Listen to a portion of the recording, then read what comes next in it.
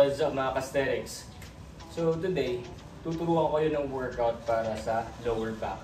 Para matanggal yung mga taba-taba sa mga gilid ng likod, bandang likod guys. Okay? So bibigyan ko kayo ng tatlong klaseng workout para tamaan yung mga taba-taba sa likodan o sa bandang gilid ng likod. Okay? So unang exercise natin, dapat strict tayo sa form guys ha. And always remember, dapat tinatamaan yung certain muscle na target natin. Okay?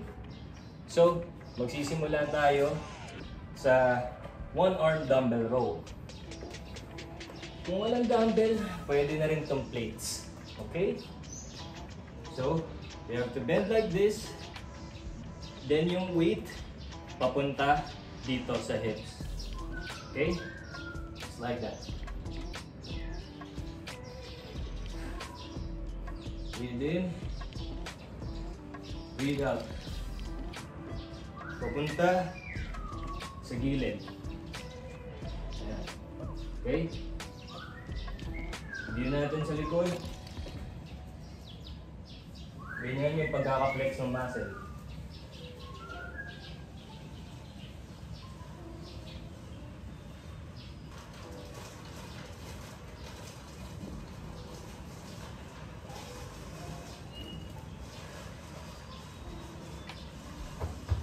So guys, nakita nyo yung activation sa likod, dapat mararamdaman nyo sa gilid at sa may lower back.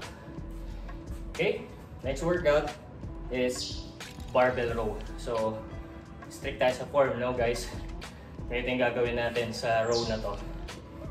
Medyo hindi siya typical na barbell row kasi gagamitan natin siya ng technique para matamaan nga yung lower back, mga gilid ng taba sa likod.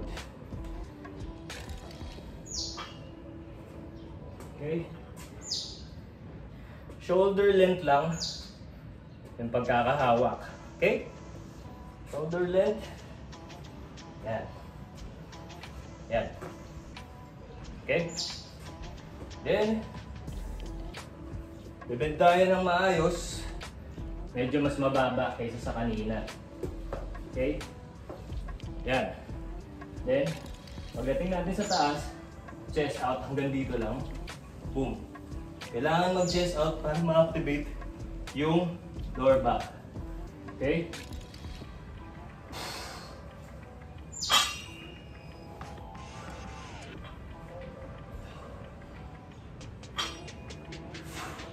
Huwag masyadong mataas yung angat. Huwag ka masyadong dumiretso. Naka-bend pa rin. Diyo natin sa likod.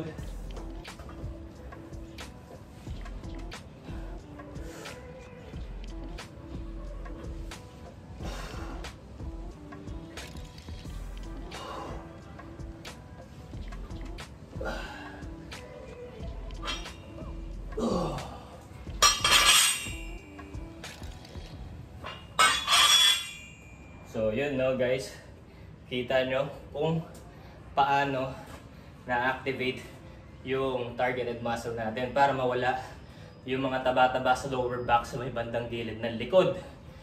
Okay? So, dapat iangat yung chest pero hindi ka pwedeng nakadiretso. Okay? Dapat hanggang dito lang.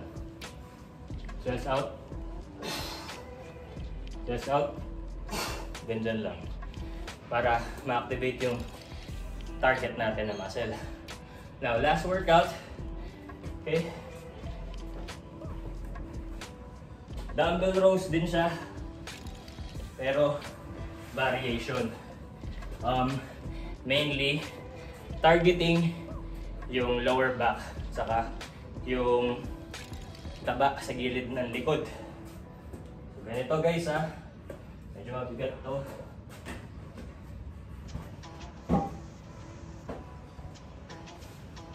Yan. Form muna kukuhain natin para mapag-aralan nyo sa bahay. Okay? So ganito yung gagawin natin ha. Baba ulit. Then pull. Lapit sa katawan. Yung dumbbell.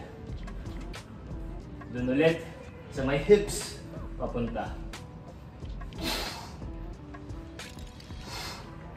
Okay, ganitong view. Spotan nyo yung muscle sa likod, yung activation.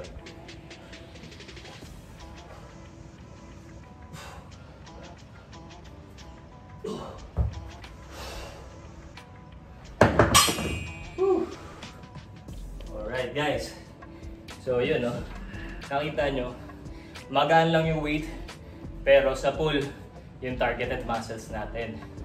So guys, pag nagawa nyo yun ng tama, mararamdaman nyo yung heat or yung pagkangalay doon sa lower back, saka sa may taba ng gilid sa likod. Okay? So sana mga ka-aesthetics may natutunan kayo ngayong araw na to.